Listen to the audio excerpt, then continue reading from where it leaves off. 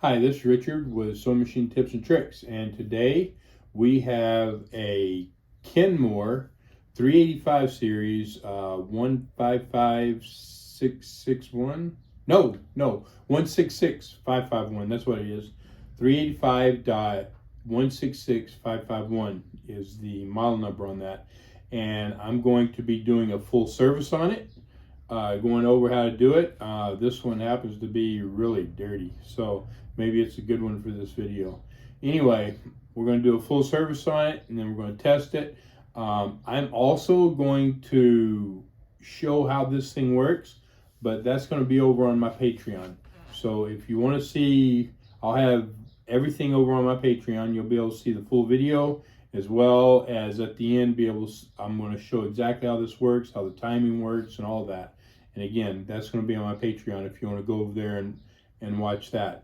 That being said, we're going to go ahead and get into this machine. It is really, really nasty.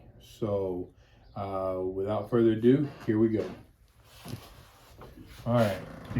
So as you can see, this thing is dirty, nasty. Turn it around, you can see in here, it's filthy. I believe these people bought it used and they brought it to me to repair. So we're going to get it open. The first thing that we want to open, or the first thing that we want to do, is we want to take this off, because when we lay it back, we do not want any of this breaking. So we got two screws, one here and one here.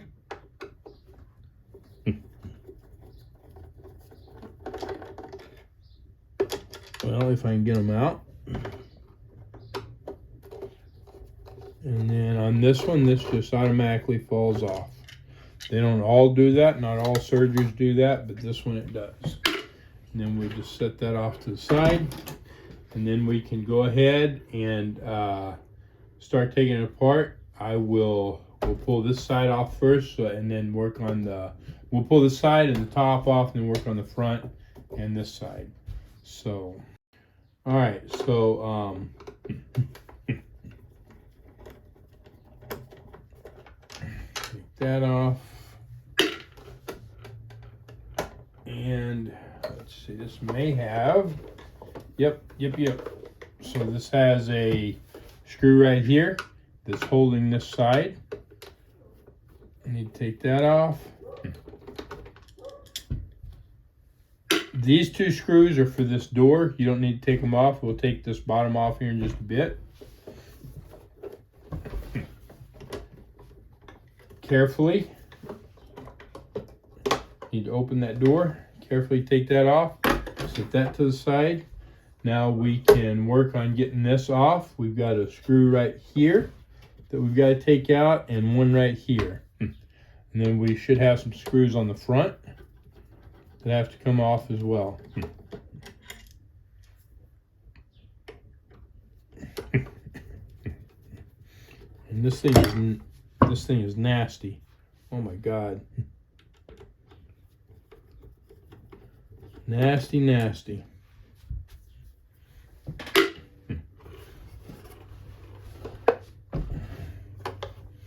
All right, and then we have a screw here and a screw here.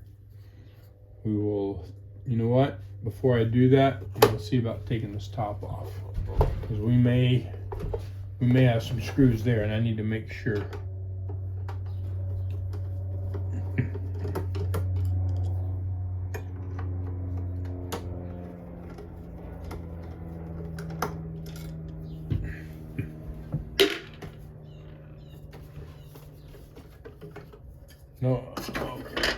No, we don't have any screws there to take off, but we've got that out of the way.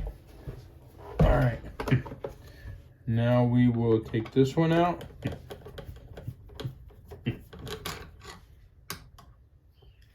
And get this one.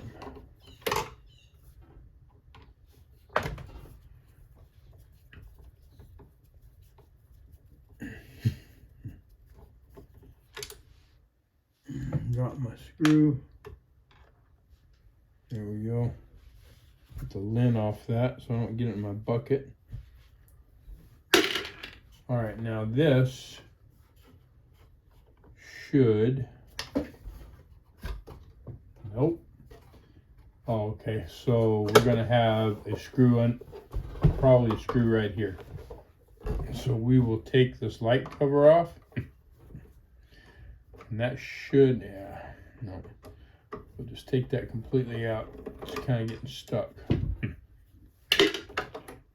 There we go. Yeah, we got two screws, one right here. And then we only need to loosen those. There we go. Turn it back around. And this should just come off. Just like that. There we go. It's a little dirty, not horrible, like some of the other parts are. So now we will work on this in the back, and then we'll do the bottom. All right. So we got two screws here. Take this off, take these, unloosen these. You just have to loosen them. And then that whole side should come right off. And then we'll do the back. There it is. Nasty. And then we've got these two screws here, and we'll have another screw on the bottom.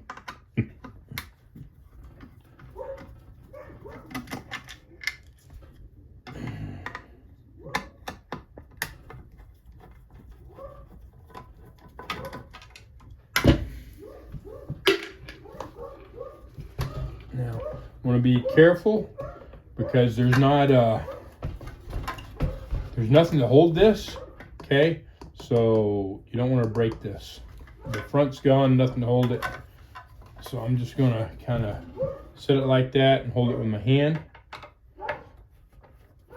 And then I can pull this out. There we go. And that'll come off. It's a little dirty, it's not horrible, but it's a little dirty. And then we want to remove these. Let's see. We don't need to remove this one. Don't need to remove that one.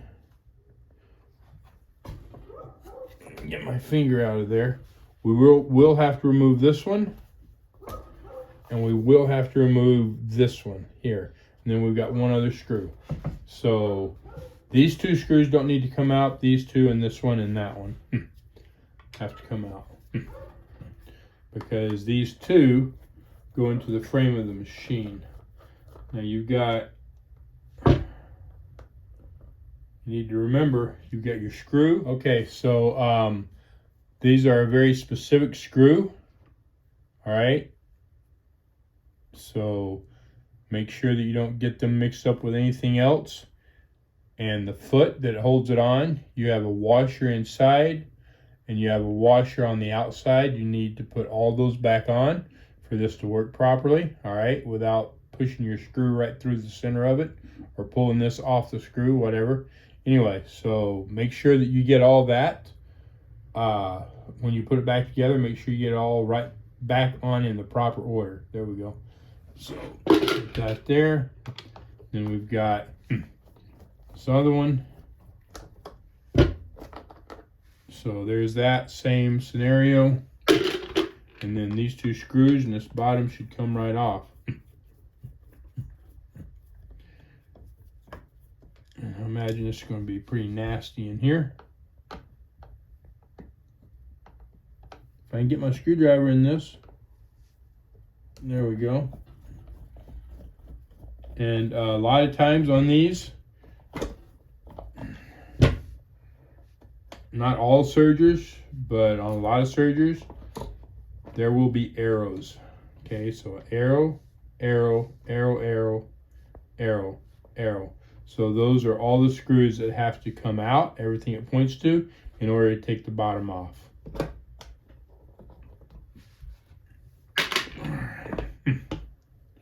Ooh, God. Nasty. Freaking nasty. All right, and this is nasty too. Man, somebody did not take care of this. So if you don't take care of your machines, you will break them. The last few machines I've done, I've seen this a lot. Just really nasty, dirty. The sergers will go a long time. They will, but they will break.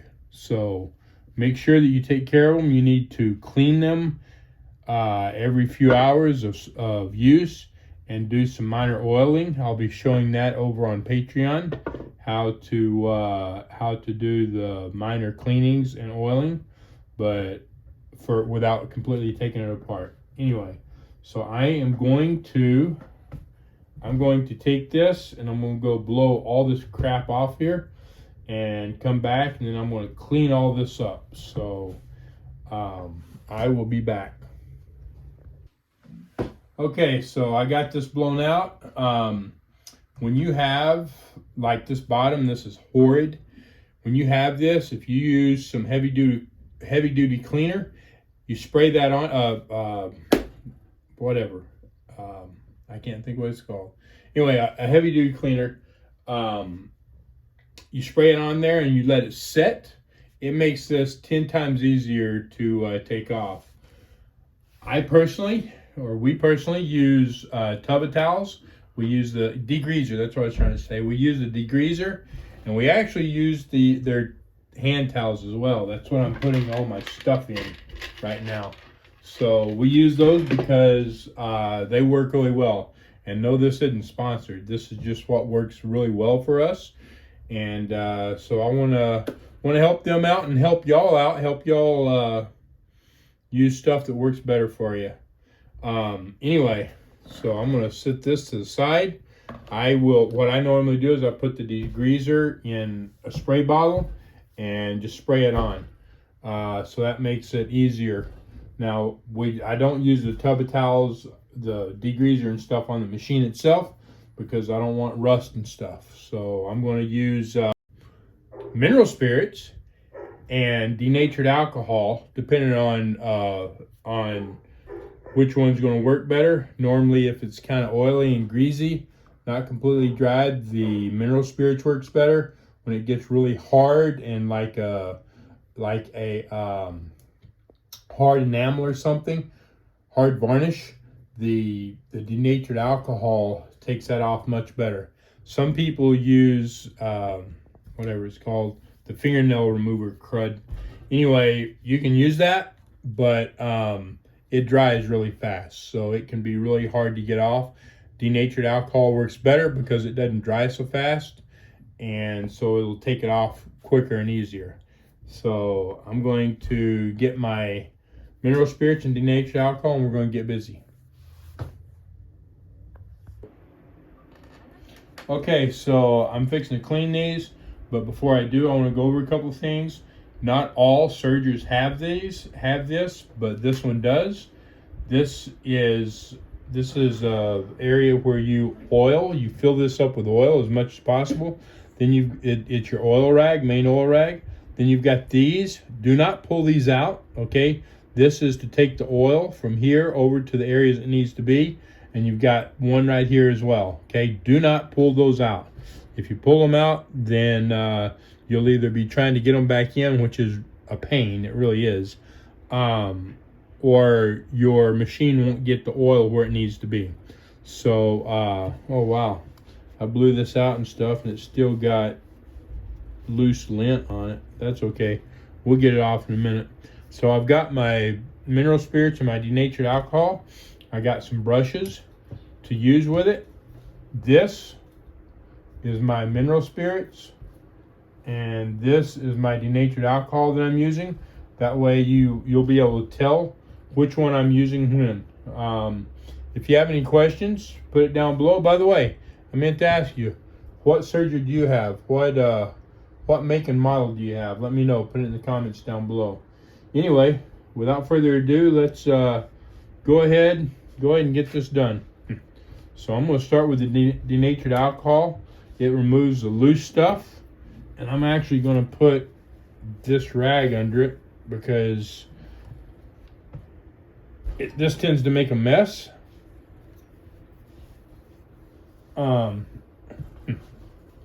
and this rag will kind of catch it.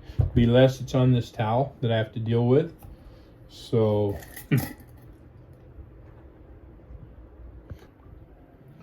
okay, so real quick before I go any further here, I want to cover this. There's a couple of different types of mineral spirits, and one of them is just regular mineral spirits, and it's a clear color just like this. There is another type of mineral spirits, and it's the I don't know, eco-friendly green, whatever the movement is. It's white. Okay, it's white. Not only is it harder to see what you're doing when you put it on, it's also water-based. That means that when you put it on here, you have a likelihood of creating more rust and corrosion on your metals. So I got this to see how it was, and I don't like it, and I'm not going to use it because I don't want my customers' machines rusting after I'm done with them. So just throwing that out there, letting you know.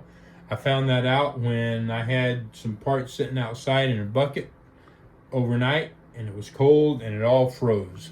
So that was pretty wild.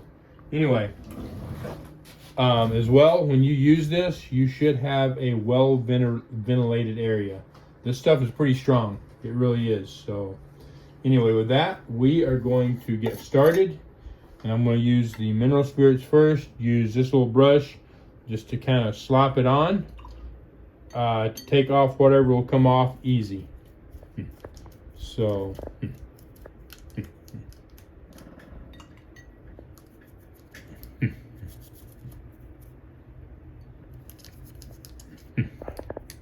this will start the process for cleaning it up, getting it cleaned up.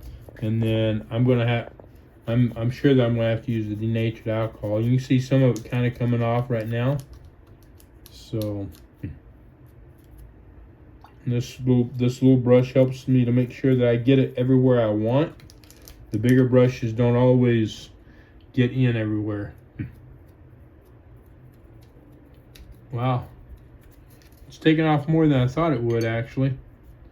Get it here and get some of this oil and grease off here as well.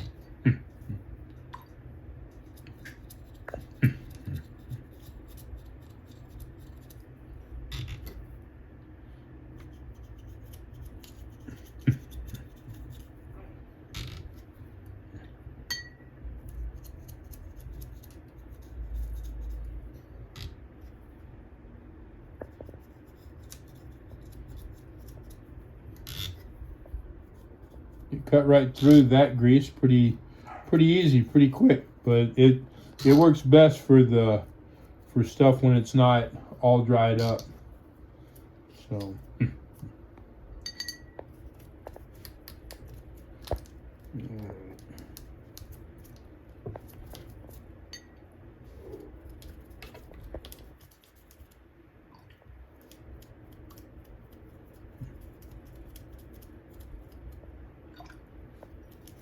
still got lint and stuff coming off here pretty heavily.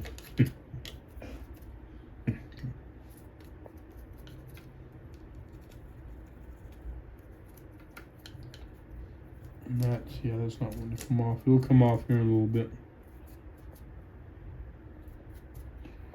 All right. Let me go over that again real quick. All right. Rag sticking.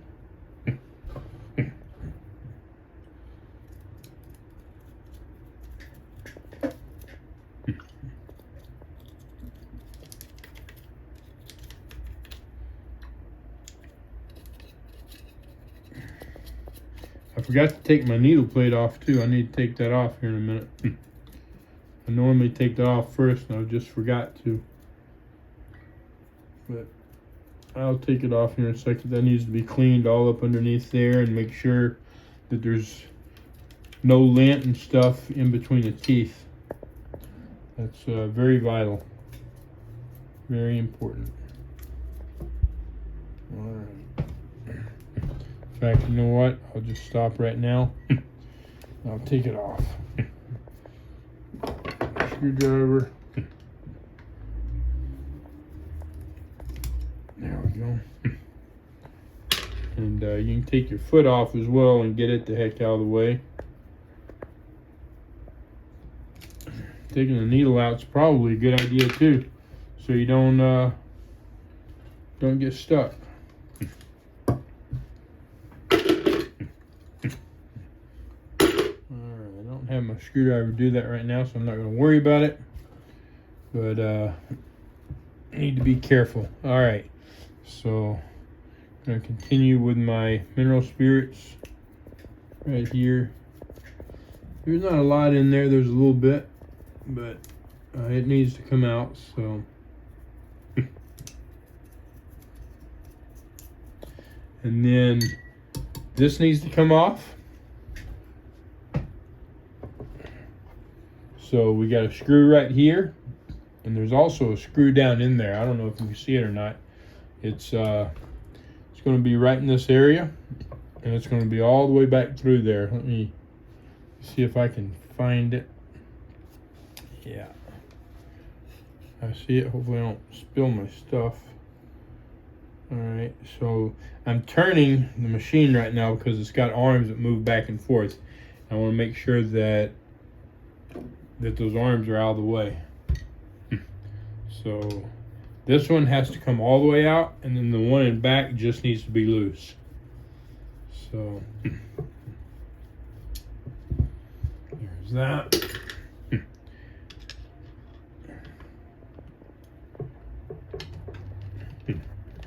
Loosen that, and then it should pop off just like that. So now I can set that to the side. And as you can see, we've got.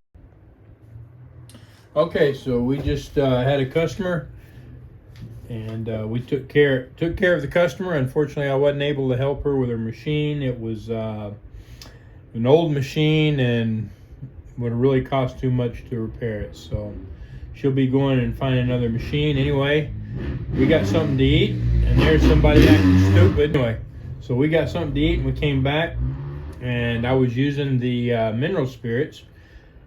The mineral spirits will work when you're working on this. It will eat through the stuff, but it eats slower than the when it's really hard. It eats slower than the denatured alcohol. But you can see right here, this mess, this nasty gummy mess. I put that those mineral spirits on it, and being gone that time and coming back, it's just eating right through it. So I'm gonna go ahead with the mineral spirits and see what else will come off. Who knows, by this time we might not have to use denatured alcohol this time, since it's been sitting on here so long. So here we go. Look at that, taking it right off. There was some junk right there.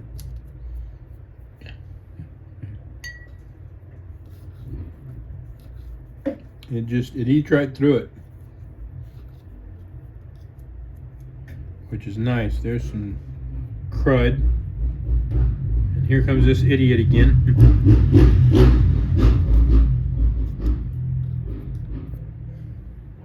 I may have to go out there and talk to him if he keeps that up.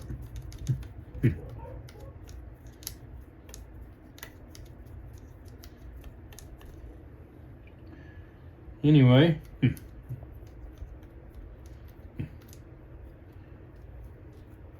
yeah, I guess I didn't get it everywhere before I had to go. But it's I definitely got a lot off where it's soaked in. Okay. Alright, so yeah, everything's soaking, done a really good job. There's a little bit that's not letting go too easily, but most of it's coming off without having to use the denatured alcohol, which is nice.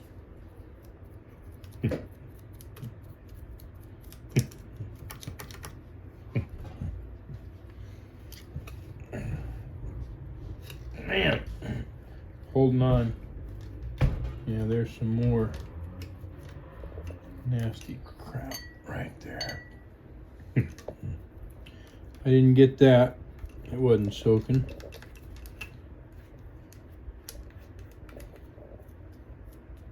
These things get so filthy.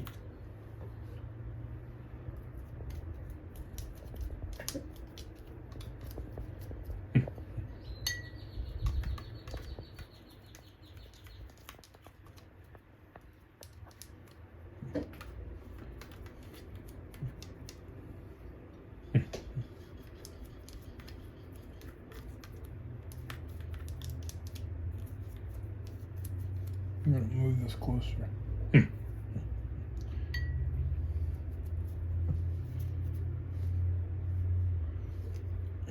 Wow. Holy crap. Let's see, will that move?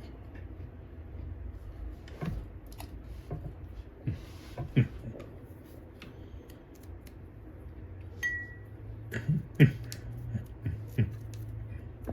gotta really make sure that you look it over real well and go through it real well, get all this junk off of it.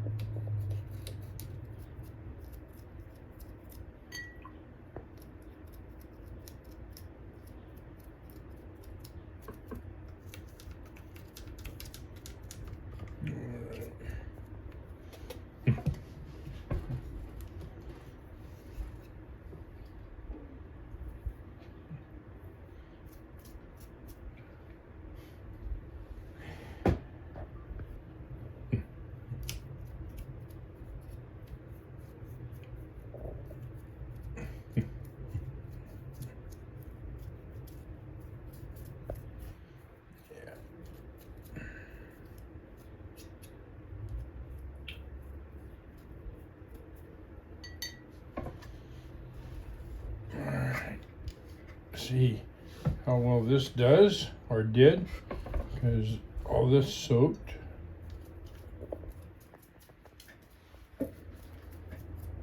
Some of it's coming off, some of it's not. Some of it probably just dried right back up.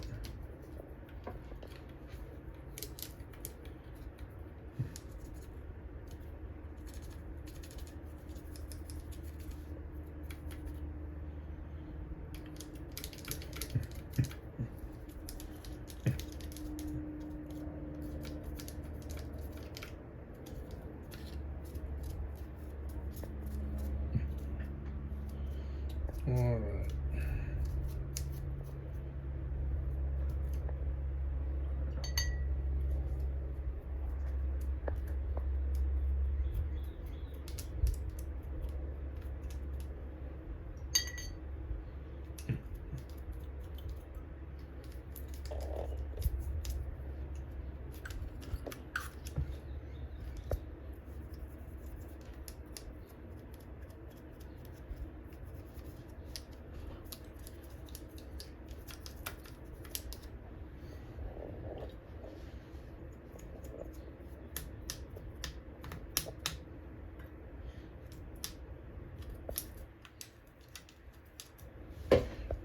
Let's take a look. Look at that. That was heavy right there, and it's weird looking now. Kind of strange. There we go.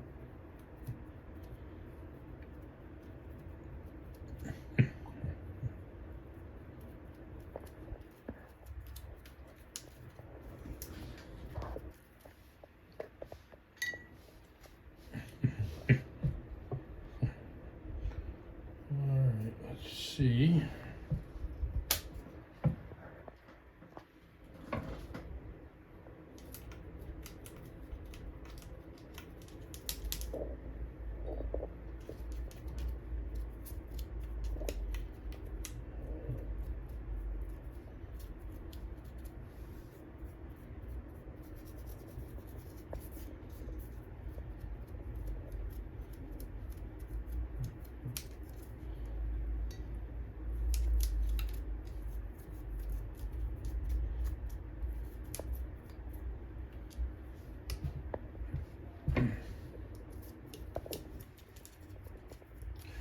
Yeah, it's just not coming off. All right, we're gonna change here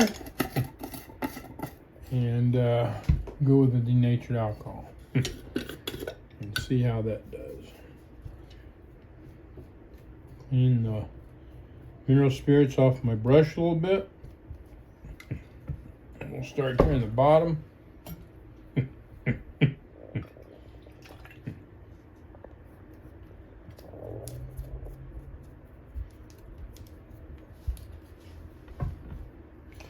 I guess if you could see what I was doing, it would help. You can see that it goes through that stuff much quicker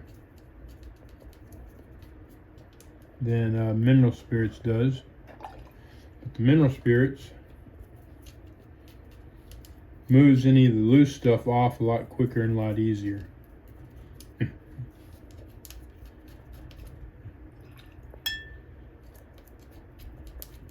Which the denatured alcohol tends to just rub around and wipe around and make a big mess out of.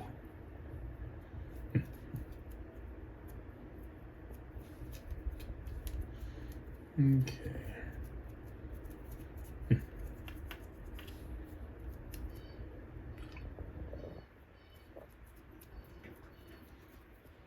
All right. Let's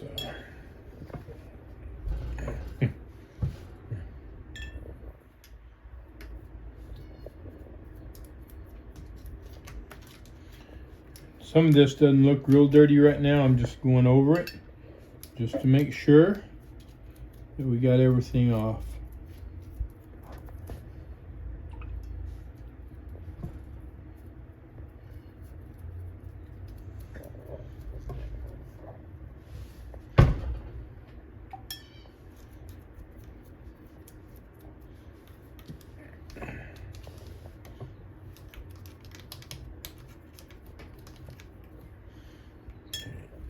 Let's turn this around. Actually, we'll do it just like this. You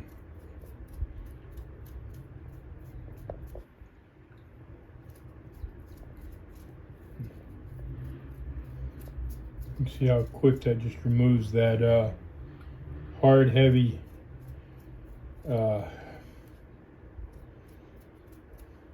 varnish. Because that's what it is it basically turns into a hard, dry varnish. It soaks on it for just a minute and just rips it right off. Whereas the mineral spirits can take quite a while on the heavier stuff.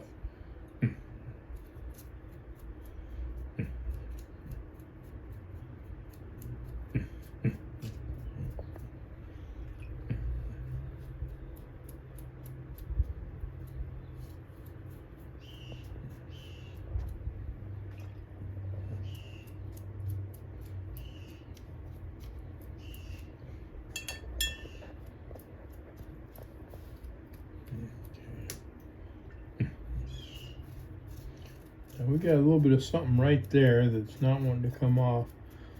That's some rough areas of the casting, and everything's gotten in there and dried and stuff, and it's kind of difficult to get it to let go.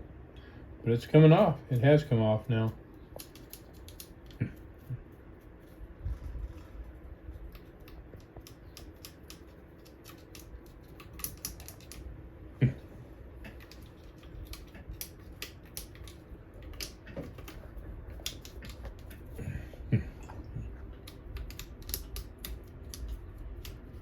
Okay, so we got some, can you see that right there? Okay, so you can see that's pretty heavy right there. And this is plastic. Normally, in fact, I can't think of a time when denatured alcohol has damaged any plastic that I was working with. Acetone absolutely will. And you can see how quickly that removes it.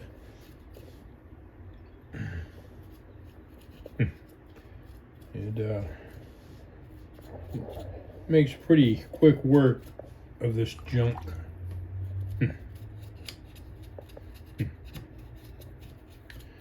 Makes it quicker and easier. Now, if you got scratches and stuff, that's obviously where the door's been sliding back and forth. It's not going to clean all that up as well as you'd like. I've got a video on repairing plastics on my channel. You can go find that and check that out. But you'd probably be pretty hard pressed to really get this cleaned up real good if in fact that's what you wanted to do. Man, that's not wanting to come off. There we go.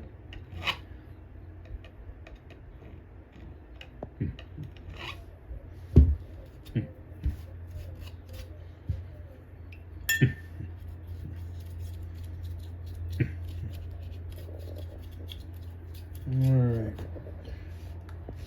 You can see a good bit of stuff still on here.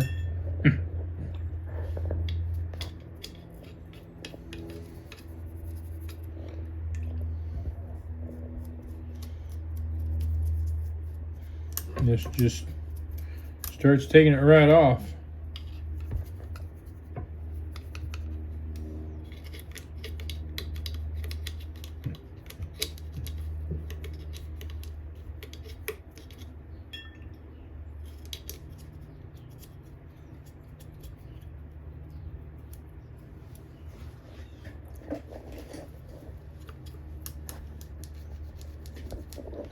You see the, let me turn this.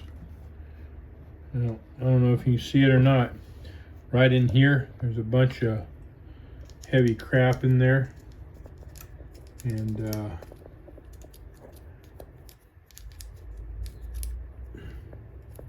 this should just take it right off. Took that out for sure.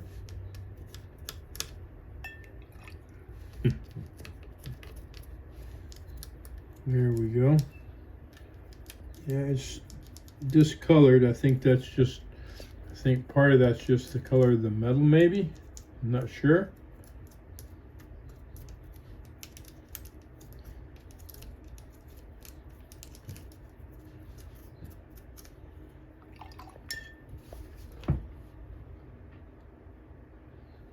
I'm not sure if that's, I think it's just I think it's just discoloring of the metal. I don't think it's crap on there, but I'm not sure. That's a little bit. And the color of my denatured alcohol has vastly changed from clear to a light yellow.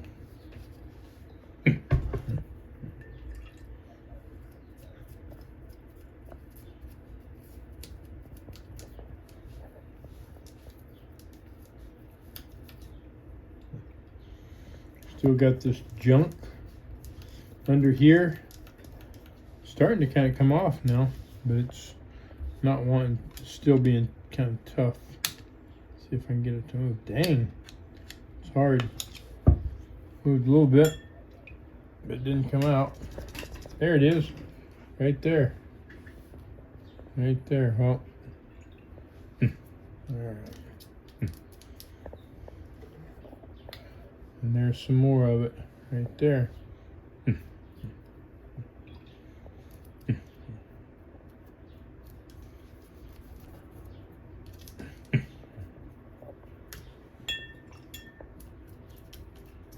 You don't necessarily have to get it all off the aluminum frame if you don't want to. I do. I want what I work on to look good as well as work good, even though the customer will never see it. I know that I did a great job.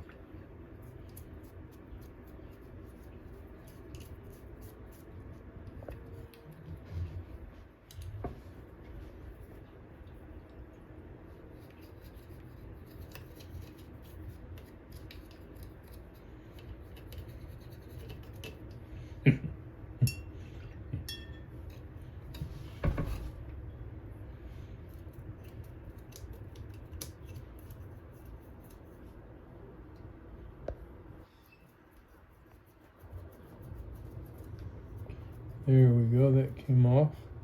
Still got a little bit more right there. Get off.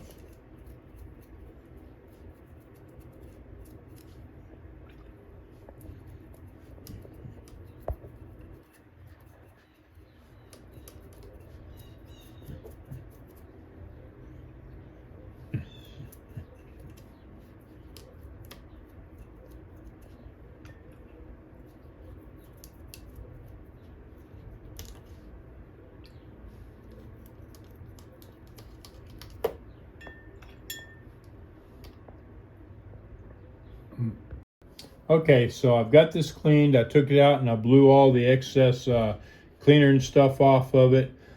I'm going to lubricate it here in a minute, but I've got a couple other things I want to do first. So first of all, I talked to you about this little oil reservoir, which you have to put oil in. There's also another one right up here. So right here, where this goes, you can kind of see that black or whatever color. Okay, that is another small reservoir. So this cast aluminum right here, where that's going in, that's another small reservoir. You need to lubricate that heavy. And we'll do that here in a minute. Before we do that, I want to talk to you about how this works. So I'm going to go over the timing on this and how that works. So when you have problems, you can diagnose where your problem is.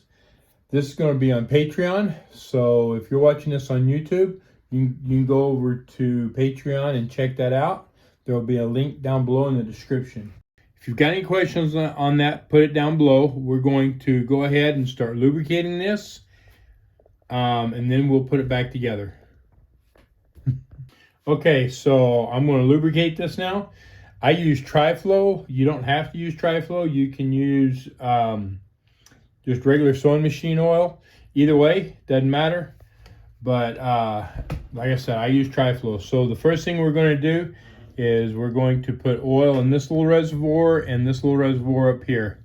And we're just going to really fill it up. We're going to get it nice and wet.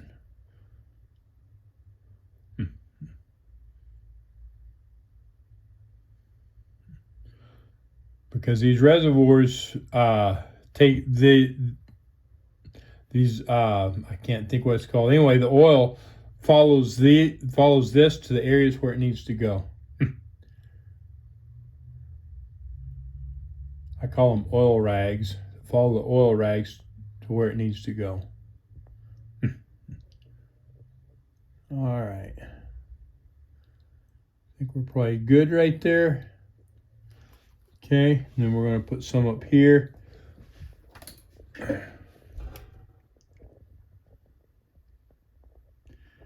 I know you can't really see what I'm doing in there, but it's the same thing, just getting plenty of oil so that your machine will get oil where it needs to be when you're operating it.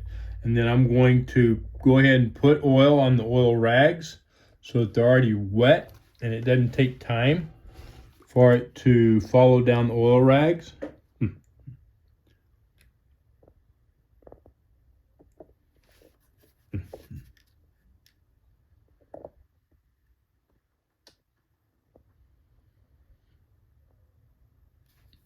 Now that one is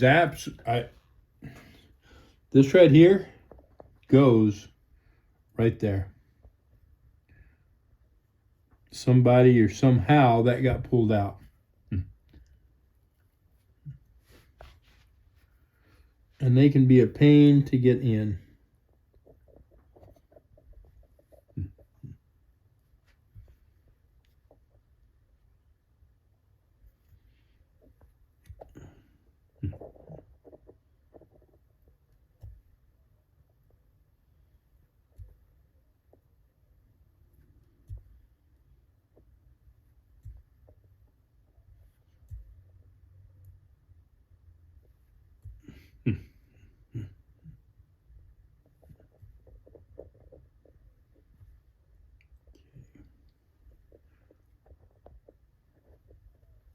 I think that's good. Let's make sure. Yeah, there we go. All right, we're good right there. Okay, and then there's this. This one comes over here, and it's haven't got it wet yet. The oil will eventually make its way down, but I want to make sure that it's there right now. Okay, there we are. All right, now that we've got that started, I'm just going to start at the top, and we're going to move down. All right, so this little piece right here, as you lift your presser foot, it opens your tension discs. So we're going to get a little bit of oil right there on each side where it's rotating at. Okay. All right, and then we'll get a little bit on the needle bar right here. So right up above that guide, and right up above this guide, just like that. Okay. And then we've got a pivot point right here, and I'm going to put oil on both sides of that pivot point. Make sure we have plenty. This is a set screw, so it won't actually take oil. This is another pivot point, and while there is oil there, I'm going to put it right here on the edges. Let's see, and right here. And right here, there's a pivot point, just like that. Okay. And then we are going to move down. So we have a bushing here. I'm going to drop oil on either side of that bushing. So there and here, just like that. You've got your upper looper, and there you've got bushings here. And I'm going to go on the inside here in a little bit, but right this second, we're just getting the outside part of it, just like that. And this is where I was talking. It's very important for you to lubricate when you clean your machine. Now, and then I'm going to get it right here on this little pivot point. Now where I'm going to get right in here in this bushing.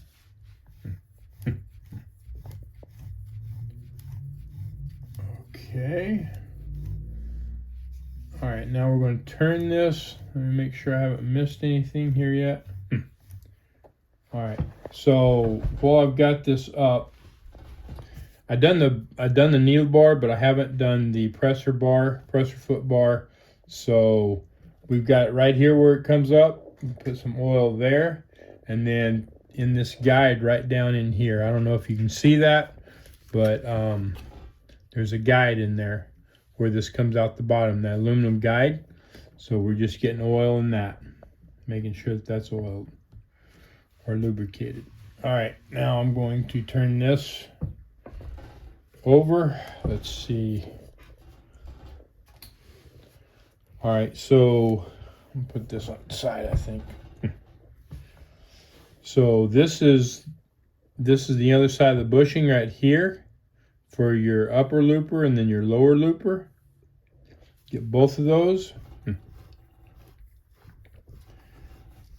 And then right here on these little points, I have no idea what you call them. It's where they're driven. Get oil on that, make sure those stay lubricated.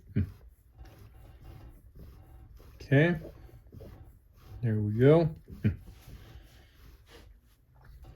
Now, I'll turn this back over. Let's see right here. Okay, so we have these little guides right here. I'm going to get that. You can see it move back and forth there. And we're going to have another one over here somewhere. Oh, okay, yeah. So it's actually right here. Okay, so my cameraman informed me that we didn't get a good video of this. So when I move this, you can see this moving right here. Okay, So this is a rod that goes through here, and we need to get the points where it goes through the frame. So I just lubricated right here. All right, you can see this move right here, and while you probably can't see it moving in the video, this little rod is turning back and forth. So I put oil on either side of that rod, just like that. Okay, now the next thing is I've got to follow this rod to the other point, okay, where it's being held. And so I'm going to turn this around so you can see it. And so that other point is right here, okay? And so I'm going to put oil here, and I'm going to put oil right back here. The whole basic thing here is to get everything lubricated that moves, pivots, turns, or whatever inside or against something else. Hopefully that makes sense. All right, so now let me see. Yeah, so we've got another one, and I probably should have done it a while ago. We've got this rod right here, and so we need to get oil right there where it goes through this frame, and then where it's held over here, we're going to get oil. I'm going to put it on both sides, everywhere there. All right, and then if I move, yeah, so this upper knob right here, when I turn this, that's what moves this, okay? So if you got questions on that, let me know. Now we're going to move on over to the left side of this, which is right here, and we're going to get everything that moves, turns, pivots, whatever. It's better to have a little more oil than a little less oil. So the first thing is right here, where these turn.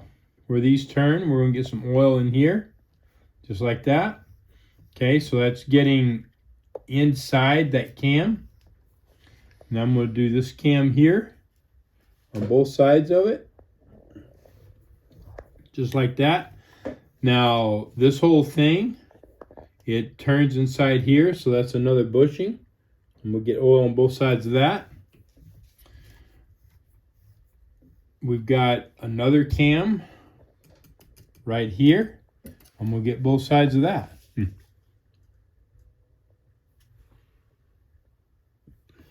Just like that.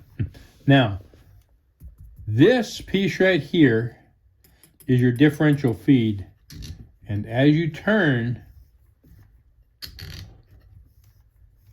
you can see these two don't move together when your differential feed is engaged. They're not turning together.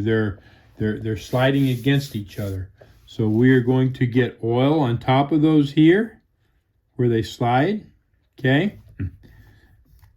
They're sliding inside of this. So I'm getting oil on both sides of that. Now there is a bottom to this as well. And you can see it right here. We're going to get lubrication in there. Just like that. Okay. And then you've got the same thing on the sides. You probably can't see that, but I'm making sure that I get that lubricated so we don't have dry metal rubbing against each other. Okay. Now every pivot point, every single little pivot point gets lubrication. Every one of them. All right, I'm going to turn this to the back. And again, you can see all the pivot points. That's not moving right now, but it is a pivot point.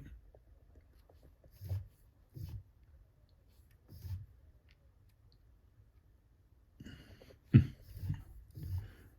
we're going right through. Wait a minute, I can't see that.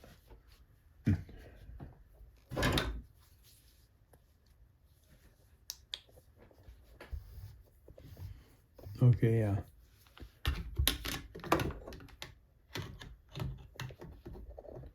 I don't know what this is doing for the camera. But I know this thing's not wanting to sit up. And there we go.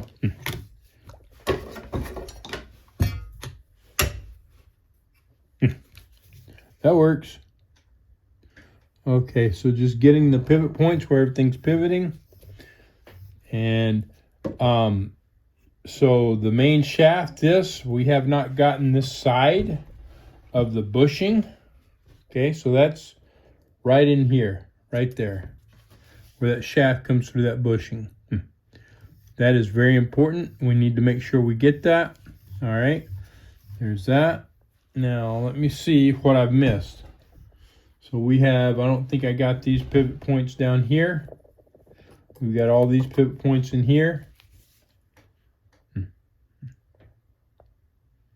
Just like that. Then we've got more.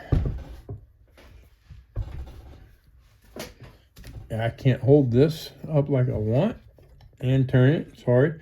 So we've got more right in here.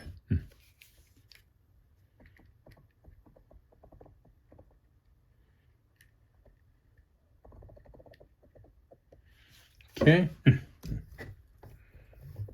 All right. There we go. Got those. Let me look here, see what I've missed. All right, so I haven't done anything on this end of it. There's still little bits of dirt on this thing. Stuff. But it's not huge. So get this here, that.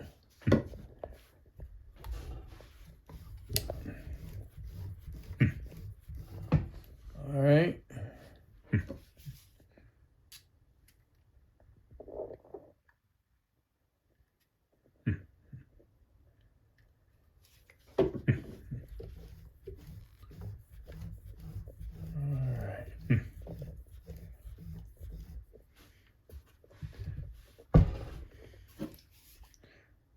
Right there, right here, and actually some of these I've always put on the sides anyway, but you can see oil holes right here. Okay, so I'm going to put oil in those oil holes as well as on the sides on everything. Make sure we get plenty of lubrication on it.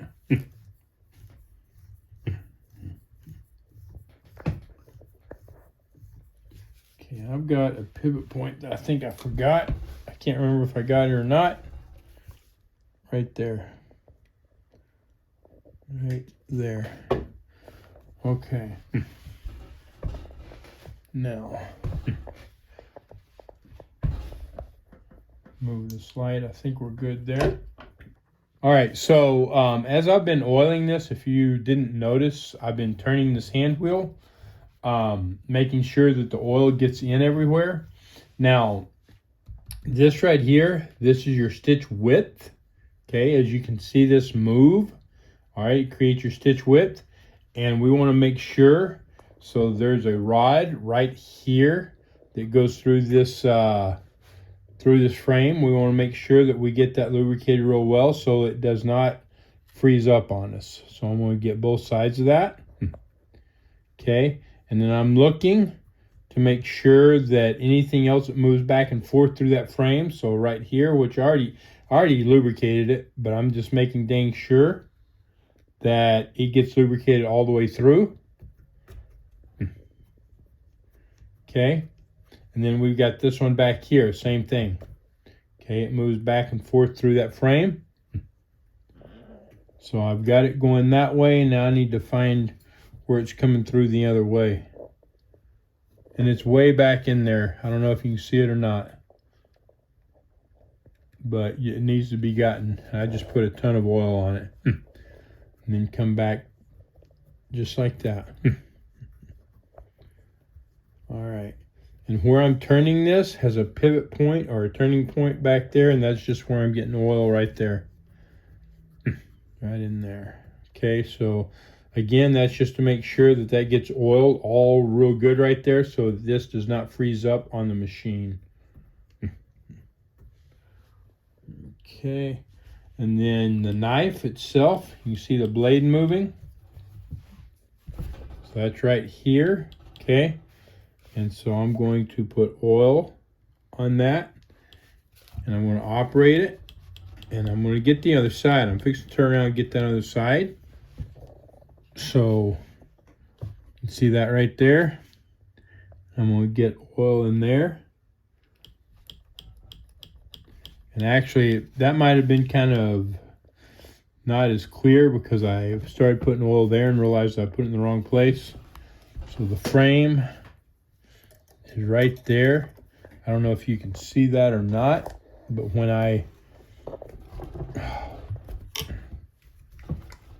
if I can't hold it.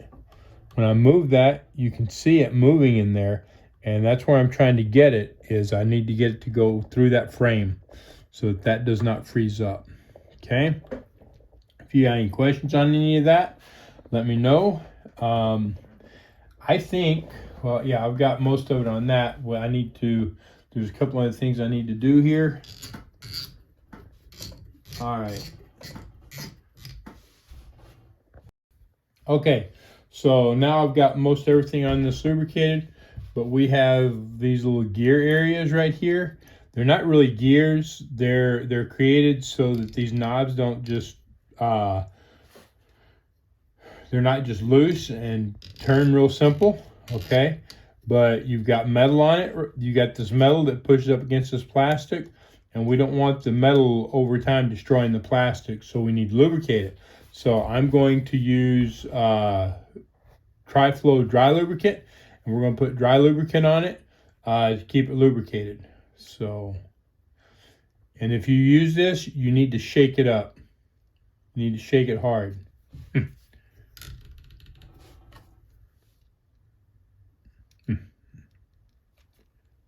And you got to turn this up so that it'll come out.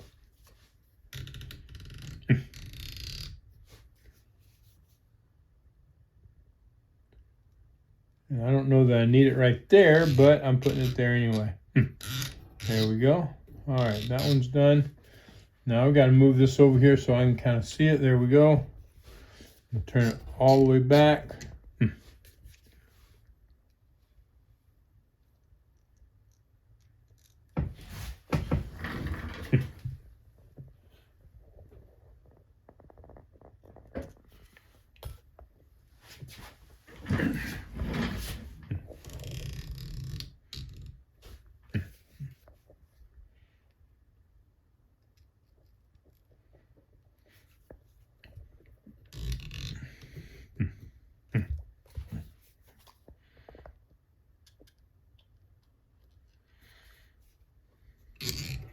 There we go. Now, and then this piece right here is turning on that. I'm going to put a little bit of dry lubricant there to make sure that that doesn't destroy that surface. Because again, it's metal on plastic. Okay, there we go. If you got any questions, and actually we have the same thing here, so then I about missed it. Turn it back to there.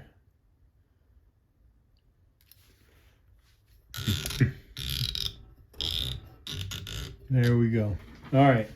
So I think I've got everything. Just make sure 100%. All right, that's good. I'm going to clean all these parts up, the bottom and the sides and stuff. I'm just going to use the cleaner that I talked about yesterday, the degreaser and tub of towels. I'm just going to use that to clean all that up. I'm not going to do that on camera. And by the way, if you want to get any of that stuff, there will be links down below that you can get the tub of towel stuff. All right, I'm going to go do that, and I'll see you in a minute. Okay, so I've got the machine put back together.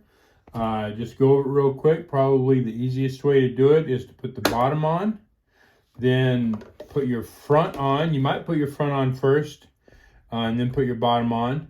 Then you're going to want to look at putting the back on, not including this. This will be the very last thing. Then you will put this side on. this side on, and you're going to want to get this top put on, and then you'll put the holder on. It's real simple, pretty much in the reverse order that it all came off. But let's go over all the settings real quick on this, everything that moves. So this is your thread guide, thread holder, thread guide. Anytime you run it, this comes up. If you try to run it without that up, you'll break your threads. Okay, so the way this goes, your lower looper, upper looper, right needle, left needle. So this right here, let's see, this right here, this top one is your stitch length. This is your stitch differential. Okay, so if you don't know what that is, you can look at the picture. So this way stretches your fabric before it actually sews it, and this way scrunches your fabric up before it sews it, depending on what you're doing. So say that you're doing an edge on a stretchy fabric, you're going to want to stretch that fabric before you actually put the stitch in it. Otherwise, when you go to put it on or whatever and it stretches, that stitch will break. If you're putting elastic in something, then you're looking at doing a scrunch stitch like that, so that again it has movement, it has elastic. Okay, if you have any questions on that, let me know. If you don't want it to do either, then you will set it like right here. You've got one there and 0.5 here. You're going to put it like right there, not there, right there. Okay. This is your hand wheel. Obviously, on this machine, the hand wheel turns this way. It's not the same for all machines. Some machines, especially older machines, a lot of your baby lock machines and stuff, this hand wheel goes backwards. So there should be an arrow, just like there's an arrow right here. It tells you which way that hand wheel goes. There should be an arrow here or on the hand wheel itself telling you which way that turns. Now, so this is for whether you're just doing a standard stitch or a rolled hem. If you're doing a standard stitch, you put it here. If you're doing a rolled hem, you put it here. Okay. For more information on that, you can check out the manual on it. As well, you've got two things. So this is standard or rolled hem. This as well is either standard or rolled hem. Now, this won't move. Okay, see that? So you have to move your knife out. You have to move your knife out like this. Make it wider, and it will move back, and then you can adjust this. Very important to make sure that you get that in the right place so you get the proper width. Okay, I'm not going to explain all that to you. You will need to read the manual for that. But if it's all the way in, it obviously won't move for doing a standard. So again, just move your knife out, push it in, and then adjust it. Okay. Then you have your knife right here, the actual knife itself. So if you're wanting to use that knife and cut your fabric, then it's going to sit just like it is there. If you don't, if your fabric's already pre-cut and you like the edge on it and you just need to hem it or whatever, then you can put the knife down. This right here is how you put that knife down. I'm going to drop this so you can kind of see it here. So you pull out and then you slide it down like this, just like that. Okay, so you saw the knife moved. So I'll put it up, down like that, and I'm going to turn it so you can watch that knife move. So I'm going to pull out on that and then down, up, down, up. When you let it go, it locks it into place so that it won't move. All right. If you have any questions on that, put it down in the comments and let me know. I'm going to show you now how to thread this. Lower looper, upper looper, right needle, and left needle. That's how we're going to thread it. Some machines, you actually have to do the upper looper first. The reason why is because the upper looper thread goes behind the lower looper thread. They cross each other, and the upper looper thread goes behind the lower looper thread. So you really need to be careful of that. Most machines have a threading diagram here, and then have some information right here. This one has your different stitches. If you're not familiar with sergers, I highly suggest that you use a different thread for each thing. So a different thread for each needle, a different colored thread for each needle, and a different colored thread for your for both loopers. That way you can see all the different colors, you can see what's going on, and better understand where your problem is. Anyway, we're going to go over it here as we thread it, or after we thread it. I'm going to sew with it and then kind of show it to you. So as you can see, I've got two whites. Those are both for needles, and then a black for the lower looper, and a kind of tan beige for the upper looper. So let's go ahead and get started. So get my thread out here, and we will come through the top. So you see I went from the front through there, and then I'm going to feed it back to me right through there. Okay, then we're going to start on the right side and go to the left. So we will, let's see, nope, we'll come from the back in, just like that, and we're going to loop around.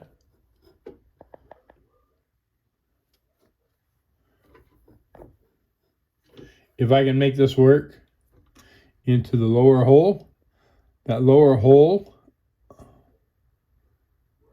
if I can get it through there, aligns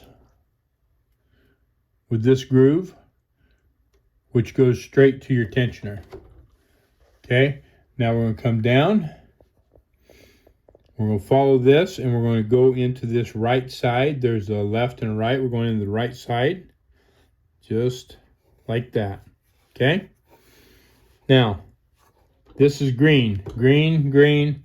So we're looking for green. You can follow this green. All right, so we're going to grab this right here. Something, or I'm going the wrong way. I'm trying to thread it from the wrong way, or I was. Okay, there we go. And then green right there. I'm going to open that up, make it a little easier on me.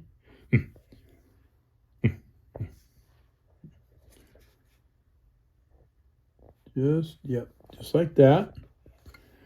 And then our next green is right here. Right straight down through there. Kind of like that. Tweezers do a lot to help you, and I may have to stop and grab some here in a minute. And then we're going to, let's see, this one doesn't have any type of automatic threader.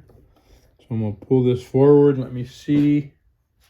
I need to see. Oh, it does have an automatic threader. It does. So,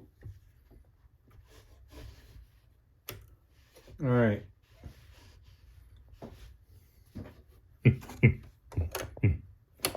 All right, so you're going to move this forward, this lower looper forward like this. Now, I don't know how well you're going to be able to see this. Right here is a small lever, okay? And you're going to put it down like that. That kicks a piece forward. That kicks a piece forward that's going to help you thread this. All right? Just like that.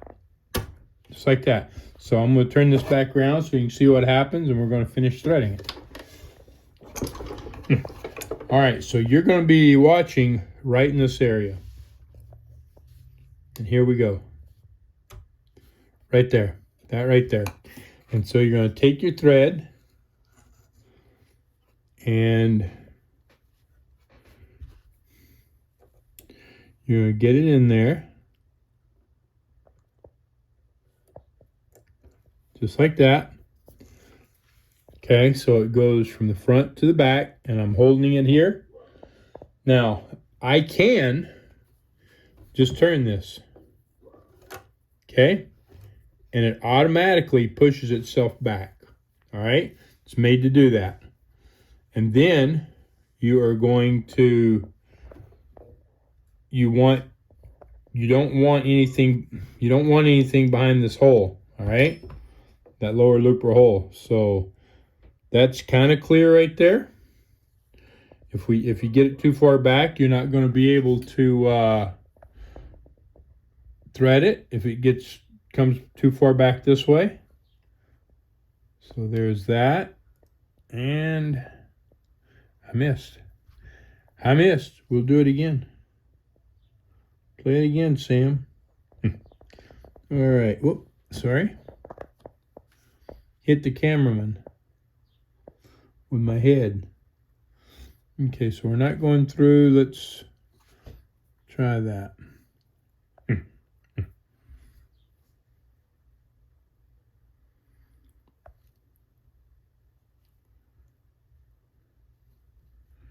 Man, not wanting to go through. Okay, there we go. Sometimes this can be a pain.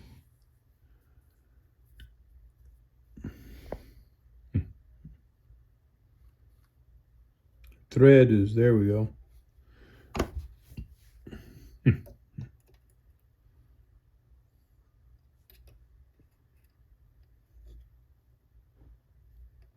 There it is, right there. All right, so now we will pull this up. We'll make sure that we don't get caught on anything as it's coming up. It needs to come through this. Looks like I'm caught on something. Nope, I'm not. I'm good. It's just that little piece is holding it out a little bit. Okay, so now I'm going to drop my knife. And we're going to take this and just go back around behind there. I want to make sure that I don't get that thread caught in this door. All right, so now we will do our upper looper thread. So I'm going to grab that. And we're going to do the same thing. We're going to come to the front, around to the back, and to the front again. Maybe.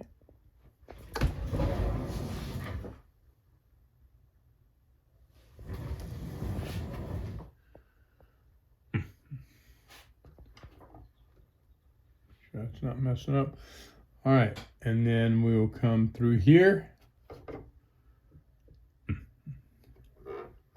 up, around, back through one more time.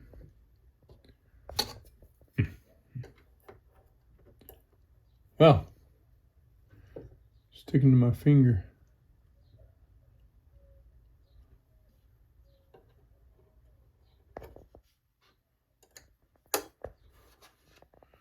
Here we are, and this is a red color, so everything we're looking for is red. Okay, so we'll come down through here, and then we're going in this side right here. Okay, so we're going to go around that and in, just like that. Now, our first thread guide is this red one right here. So we'll come from the bottom and go up, like so. And then we're going to go behind this little wire here. All right. And we got to keep this behind all this looper and stuff, just like that. All right. Okay, so we got the upper thread, the upper looper thread coming behind here and in that little wire thread guide. So now I'm going to move this. If you go too far down, you're not going to be able to thread it, obviously, but you want to keep it, you want to get it where you can get to it best, and especially with this, it's probably better to have a set of tweezers, which I should already have. All right, and there we go. And again, make sure we don't catch on anything. You see how it's bunching up and stuff, you don't want it to get caught on anything, then we'll take that behind, just like that, and we'll run it over here with the black thread. They can both run together. Just make sure that they're straightened out and far enough back here that you're not going to have problems when we go to serge. All right, so now we're going to do the right needle. If we can get the thread off here. There we go. And we're going to come up to the front and around the back and back through to the front. Okay, and then coming down through this hole, around, and through this hole. Which again comes right straight down here. Now at this point, we're coming to the left. So when you come around here, you just come straight up. There is a groove on the side right here of this metal that this goes through.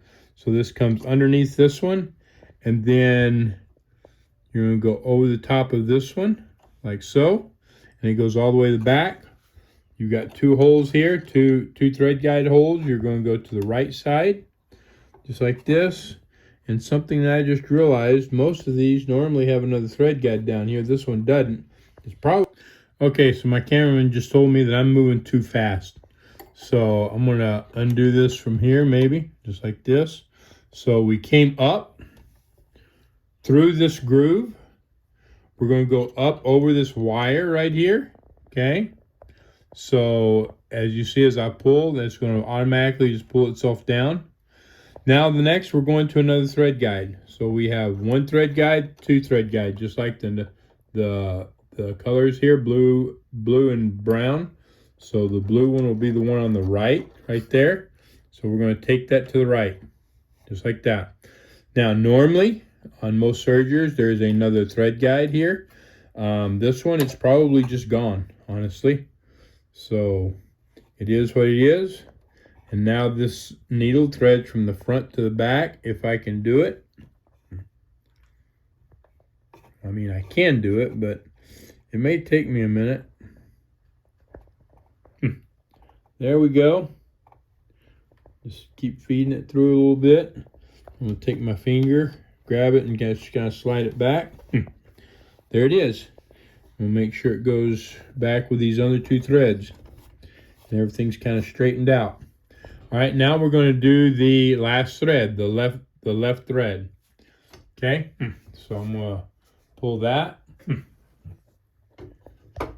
And we're going to come to the front, through, around the back, and to the front again.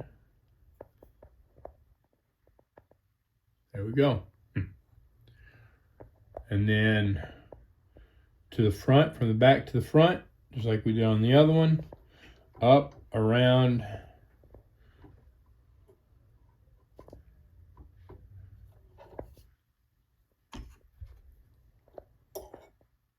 to the front again. Maybe. There we go. Now we're going to follow the groove to the tensioner, down. Now, we don't go around here, obviously. We're just going to go to the groove right here. Come around, up, over the top. And now we're coming to the left thread guide. Okay.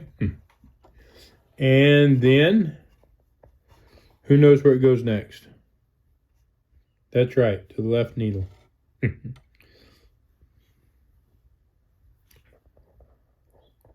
And we will thread that. Maybe.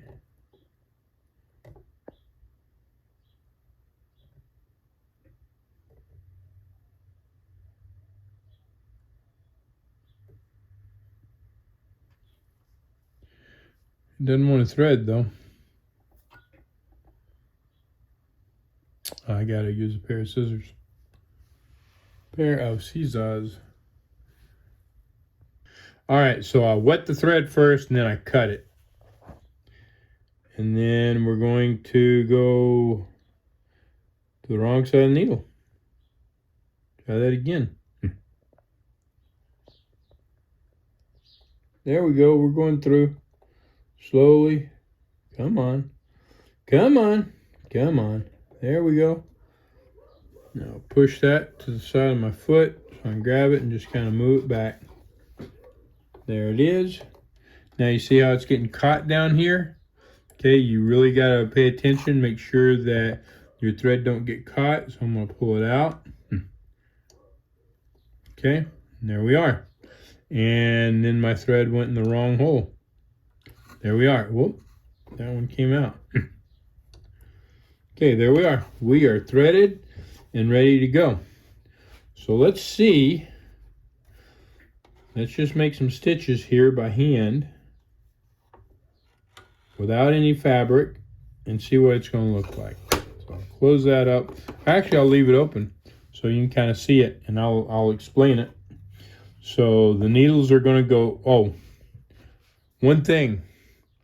These threads will tend to want to go up over this foot.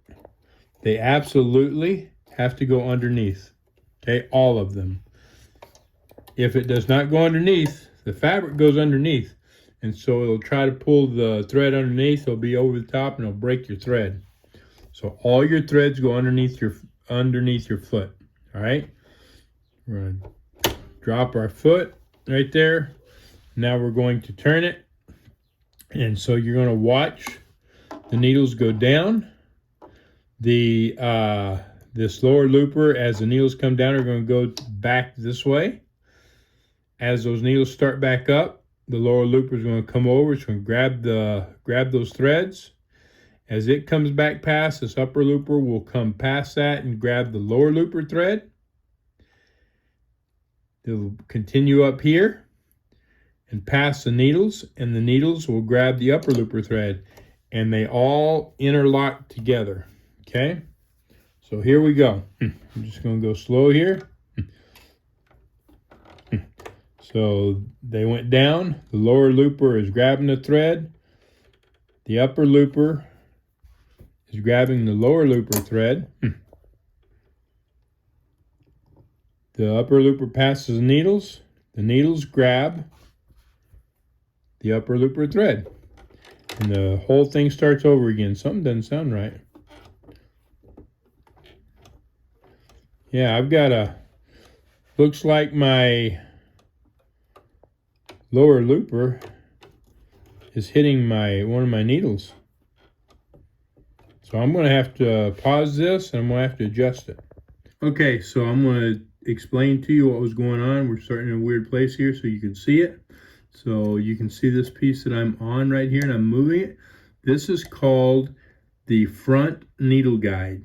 Okay, and what this does is it keeps the needles, when it goes through your fabric, from getting pushed too far away from the lower looper. If this needle guide is pushed too far forward, it will absolutely push right into your needles. I'm going to try to show you here. I'm going to put that down. I'm going to turn this. Okay, can you get in there? Okay, you see the needles? And so you see them right here coming down. All right. And they are absolutely like touching that needle guide. See if I can get some more light on there for you. So you see right there, they're absolutely just barely rubbing the back side of that front needle guide. Okay, and they keep them from going. It keeps them from going too far forward. But again, if that front needle guide was pushed too far forward, which it was, it pushes those needles right into the path of the looper, of the lower looper. Okay, and you can see as it goes down, starts back, that lower looper passes right behind the needles right there. Okay, so you can see how close that is, and you can tell if that thing was pushed much further, which it was, then your lower looper is catching your needles. That can break your needles. It can also break your lower looper. All right, we're going to move to the front. I'm going to show you how to adjust it on this machine. Every machine is different, so if you don't have this machine, you'll need to identify it. So this right here, I talked to you about this piece right here, which is for your old hem. It screws down to a piece of metal, which is this piece of metal, which is actually that front needle guide. Okay, all you need to do is loosen those screws a little bit. Take a screwdriver, put it right in here, and twist it. And with those screws loose, it will push it back, and then you can tighten those screws back up. If you look, you can tell there's little slots right here. That's slotted holes for those screws so that it can move back and forth so you can adjust it. All right? So we are ready to put this thing back together and thread it. And since you've already seen it threaded, I'm not going to thread it again on camera. Oh, you know what though? I just saw. Look at that. It's out of place. It's the, yep. I missed it. I don't know how I did that. That's the thread guide for needle bar thread guide. So I'll have to get this back in place so that it works. All right. I'm going to get this done. Okay, so a couple of things. This spring is your needle bar thread guide, and it was turned. I got it turned back, and I've got the thread through it. As well, I missed something, and so, whoop, and I just screwed it up. So we, this right here, we threaded it, but I missed this little piece right here. Your thread needs to go through here as well as here when you're threading this lower looper, and it moves they move together. You can see that. So just make sure that you get that as well. If you have any questions, put it down in the comments down below. Once you're closing this door on the left, make sure you get your thread up out of the way like I just did. Again, make sure all your thread goes underneath your presser foot. Now, let's go ahead and see what this is going to do. So I'm going to hold my thread, and the needles are going down right there. The lower looper is catching the needle threads right there. Your upper looper caught your lower looper thread. Needles are catching your upper looper thread, and it's all looping together.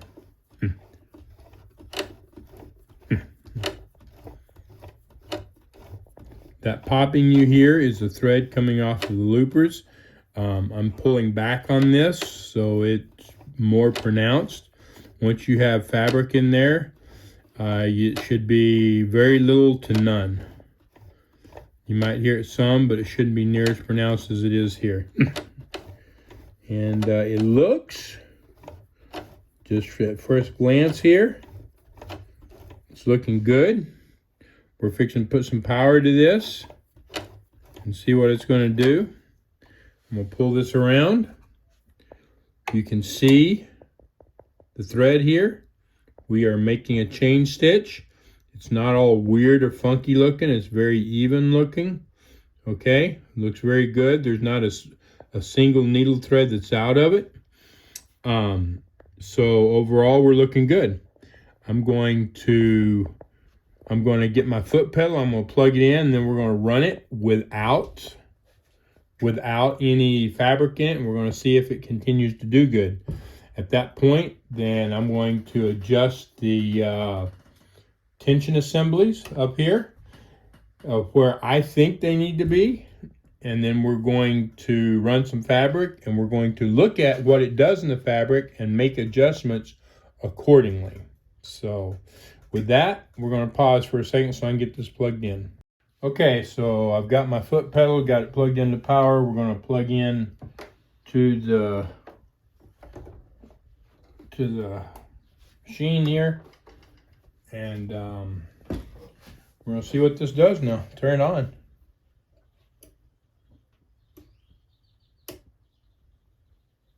So it looks like I don't have a light. We'll check and We're going to see if it works or not. And then we'll go from there. So, nothing there. There we go.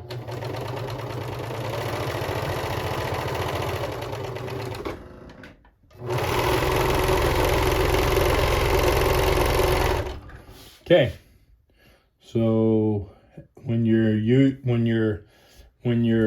using the electric as opposed to turning it by hand, your stitch is going to look a little different. Everything's moving faster. Still, that's where I goofed up. So not keeping it pulling out. Anyway, it looks like overall a really good balanced stitch. So now we want to put some fabric under it and see what it does. So I'm going to open this up for a minute. Put up my knife. Okay.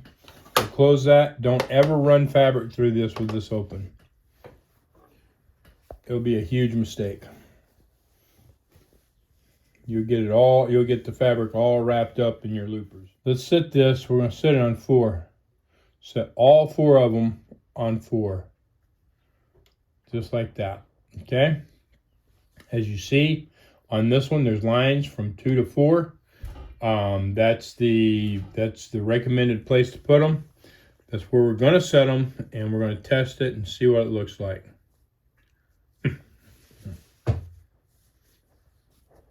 And I can't get my fabric straight.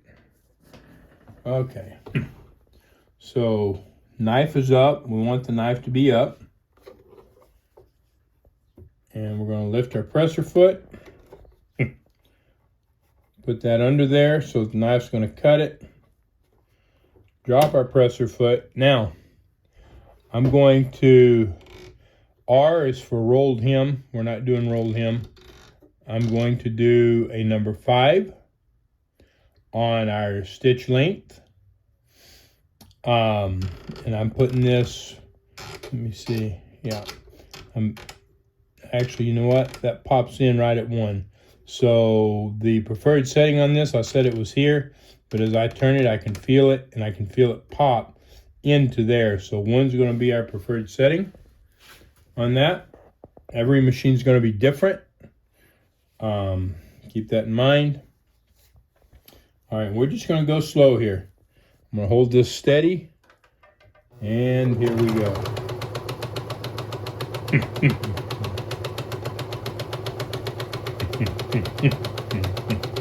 It's cutting good. It looks like it's sewing good. All right, let's take a look at this. So overall, it's looking good.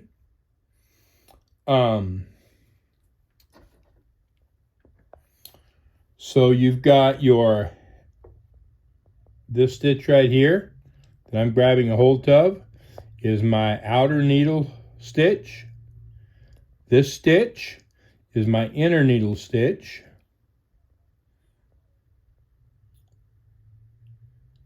This stitch is my upper looper stitch, the one that's brown right here. Oh, well, never mind, sorry. And then the black stitch is my lower looper stitch. All right, so while it looks decent, it's not correct. So we can see how this is like kind of pulling and gathering the fabric up a little bit. As well, we can see here that our needle stitches are pulled. They're not pulled into the fabric, they're pulled out of the fabric. So we need to fix that. I'm going to tighten up both of my needle stitches a little bit, and I'm going to loosen, because overall my upper looper and my lower looper balance looks good. They should come together right here in the middle, just like they are. So overall, that balance looks good. But I need this needle stitch to be fixed. So I'm going to tighten that up. But in doing that, if I do not loosen these other 2 stitches, it's going to pull this harder. So I'm going to take and go to 5, and then I'm going to take both of my upper and lower looper stitches. I'm going to go to 2. That may be too much. I don't know. It may be too much for one and not the other. Until we test it, we don't know. But for whatever you do, make sure you know where you start and where you go to, so that if it really screws up your tension, you know where to go back to and start again. So here we go. I'm going to straighten this up. I'm going to put my fingers right back here so I kind of got an idea where we're at. And here we go.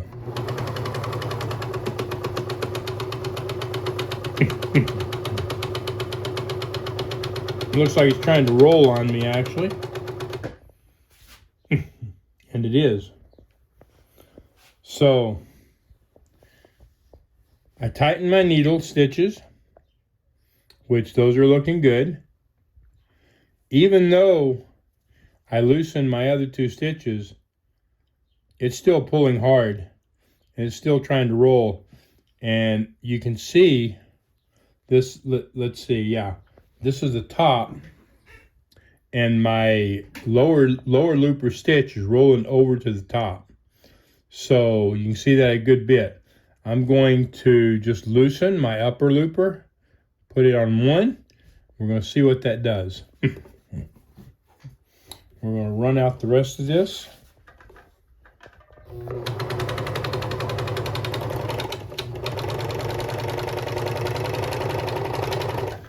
Okay.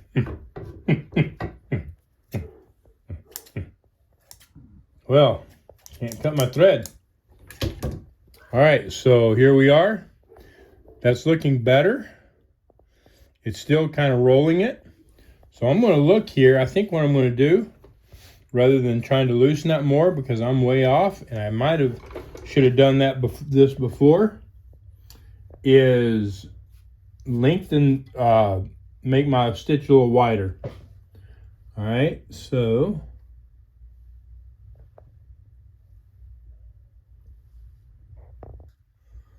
I just lengthened it out just a little, or widened it out just a little bit. Not a whole lot. I just don't want it to, I don't want it rolling that hem. And I get it, you may be doing a rolled hem, but before you do a rolled hem, you need to know what your stitch is doing. You need to have the right stitch. Otherwise, your rolled hems are going to get goofed up. Okay, so I widened my stitch. Now I'm going to take my upper tension up to about 1.5. I'm going to take my needle tensions up to about 5.5.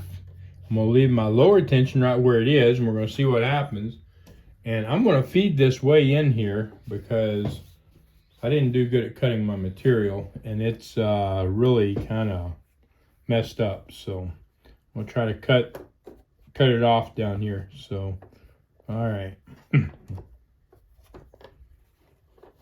Here we go. All right, 1, 2, and go.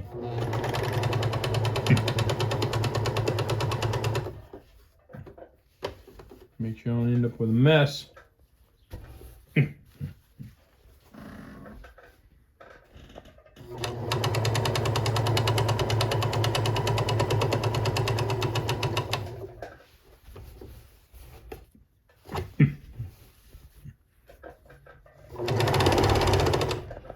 Okay, so let's see what we got. All right, so we are kind of rolling the material a little bit, even as it's right there. We're pulling up good on our needle stitches. So overall, they look good. Overall, this looks good. It's just it's trying to roll it a little bit. If you've got any questions about this, let me know. I'm going to reduce. I'm going to take this back down to 1. I think I'm going to take my lower my lower loop retention down to about 1.5. Okay, so my upper looper is on 1, my lower looper is on 1.5, and then my needles are on 5.5. Now this is not a guide for you for your specific looper or your specific machine. I'm just trying to show you how to look at it and how to adjust it. Okay, hopefully this helps you.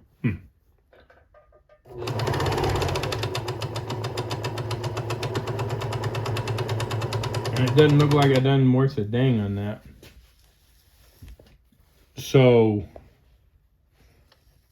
I'm pulling the my upper looper is pulling my lower looper stitch away around, and it's still kind of trying to roll it. So I'm going to take my lower looper back to 1.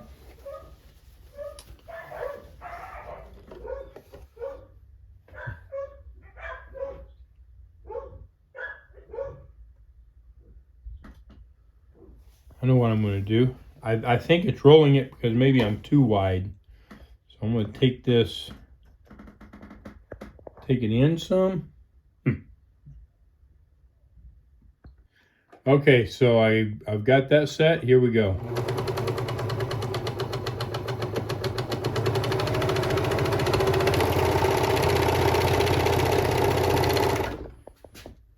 All right, so that looks a lot better.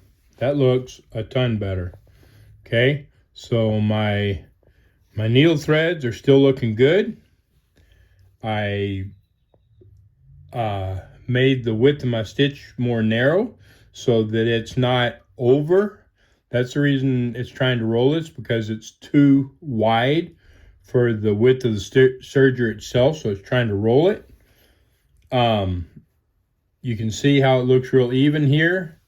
It looks real even here, and it's making up right on the edge of the fabric. So that's good. That is perfect. You know, and then we can just cut that off. Cut that off. I gotta do something with those. And we're done. That's a great stitch. If you've got any questions, let me know down below. And I will answer them the best that I can. And y'all have a great day.